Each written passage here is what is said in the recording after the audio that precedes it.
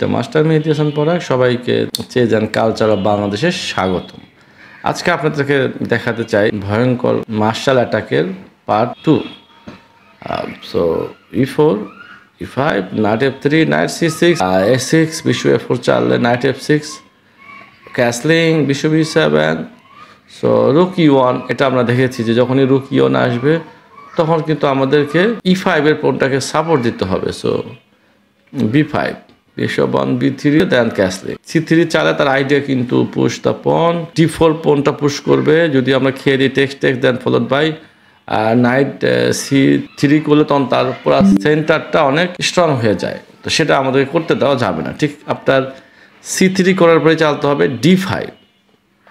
তো এখন যদি সে খেয়ে দেয় night ed5, night text d5, এখন সে খেতে পারে নাইট টেক্স e5। আমরা একটা পন স্যাক্রিফাইস করলাম, তো নাইট খেয়ে দিলাম, রুক দিয়ে খেয়ে দিলে d5 এর নাইটটা কিন্তু হ্যাঙ্গিং, সো আমাদের গার্ড দিতে হবে। তো c6। সো আজকে আমরা দেখতে চাই এখানে d3। এর আগে ক্লাসে আমরা আপনাদেরকে দেখে পার্ট 1 এটা।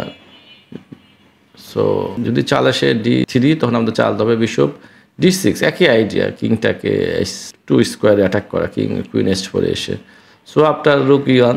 এখানে আমাদের একটা জিনিস খেয়াল করতে হবে, এখন কিন্তু কুইন h4 খেলা সম্ভব কিন্তু অতটা স্ট্রং না আসলে।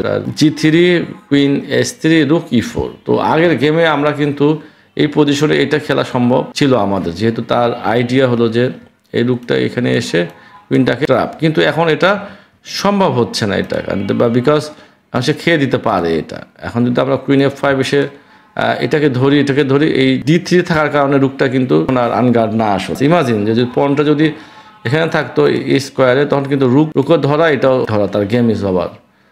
সো এটা খেয়াল করতে হবে। এই জন্য আমাদের এটা খেয়াল করতে হবে যে আফটার রুক e1 এখন একটু স্ট্র্যাটেজি চেঞ্জ করতে হবে, যেহেতু এইটা এখন একটা উইকনেস। সো এটাকে আমরা অ্যাটাক করে আসতে পারি, সেটা হলো bishop f5। Main idea white কি করতে চায়, যে হোয়াইট তো এই ঘোড়াটাকে এখানে আনতে চায় আসলে, তখন যদি আমরা এটাকে আমরা খেয়ে দিতে পারি। হ্যাঁ, তো সে এখানে মিস্টেক করে এরকম নাইট d2, দেন নাইট f4, এটা হ্যাঙ্গিং, অ্যান্ড এটাও কিন্তু আছে, আমরা এইভাবে আসতে পারি। সো তার চালতে হবে কুইন f3। এখন সে অ্যাটাক করেছে এটাকে, পক্ষান্তরে কিন্তু এটাকে গার্ড দিয়েছে আসলে। সো আমাদের এখন চালতে হবে কুইন h4। এখন যদি সে এটা খেয়ে দেয়, এটা খেয়ে তখন কিন্তু আমরা এটা খেয়ে দেবো চেক হিয়ার। তো সবচেয়ে ভালো চাল হলো যে আগে রুকটাকে এখানে নিয়ে আসা। এখন planning this check is checkmate, winning আসলে। যদি বিশপ e3ও আসে, আমাদের কিন্তু আরও ভালো চাল আছে, লাইক এরকম চালও আমরা খেলতে পারি, ইজ উইনিং। মানে অনলি মুভ তার জন্য আসলে এটা g3। তখন আমরা চালতে পারি কুইন h3। আর এখানে সে চাইলে h3 খেলা সম্ভব তার পক্ষে, কিন্তু এটা তার জন্য কঠিন হয়ে যাবে। রুক f8, বিশপ e3 চাললে knight takes, rook takes, and queen f4। So queen takes f4, bishop takes f4, আবার একটা rook takes e8, rook takes 8, ফোন আপ এখানে। But main problem is that তার কিন্তু এগুলো পিস এখনো একটাও খেলায় আসেনি আসলে।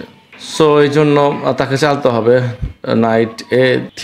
তখন আমরা টেক্সট করবো এই পনটা, আমাদের কিন্তু ইকুয়াল এখন পন, এবং আমাদের মনে রাখতে হবে যে আমাদের কিন্তু এখন ডাবল বিষয় আমাদের আছে, এবং এই ওপেন ফাইলটা আমরা এনি টাইম আসতে পারি। তবে খেয়াল করতে হবে যেহেতু ব্যাক র্যাঙ্কে কিংটা একা একা আছে, এখানে একটা চাল দিয়ে রাখতে হবে অবশ্যই। সো রুক যদি চালে এখানে রুক d1, দেন বিশপ f5। সো কালোর জন্য খুব ভালো পজিশনে। সো এরকম তাকে চালতে হবে g3, কুইন s3, আর নাইট d2। আর তখন আমরা চালবো রুক a8। যদি নাইট e4 চালে তখন ফলোড বাই বিশপ g4। আমরা অ্যাটাক করেছি, তার কুইনটা খেয়ে দেবো এখন, অনলি মুভ তার জন্য। সো যদিও আমাদের এখানে একটা পন ডাউন, কিন্তু আমাদের দেখেন পিসগুলো কিন্তু অনেক বেশি অ্যাক্টিভ, অল আর অ্যাক্টিভ। এই ওপেন ফাইলে এই রুকটাও আমরা হ্যাং করে রেখেছি, এবং এগুলো কিন্তু খেলায় এখনও আসেনি আসলে। হ্যাঁ, সো টেক্স অ্যান্ড f5। আর নাও এই রুকটা কিন্তু আন্ডার অ্যাটাক। এখানে তার জন্য খুব ভালো একটা চাল হলো বিশপ f4, খেয়ে দিতে হবে takes g f3, D and another important move আপনাদেরকে খেয়াল রাখতে হবে, সেটা হলো যে বিশপ f3 এখন খাইতে হবে। আদারওয়াইজ সে যদি এই ধরনের চাল দেয়, তখন তো আমরা নর্মাল এটা খেয়ে দেবো, is winning simply. King f3 খেলে রুক টেক্স f4, কিং চাল দেয় এখানে, আর দেন রুক টেক্স e4। তো রুক টেক্স e4, এটা হলো ইকুয়াল পজিশন। অনেকভাবেই খেলা সম্ভব। সে আরও তো দুই এক চাল আমরা দেখি, লাইক সে যদি এই ধরনের f3 ধরনের চাল দেয়, রুক E5, নো প্রবলেম। কালোর জন্য একদম পজিশন ঠিক আছে।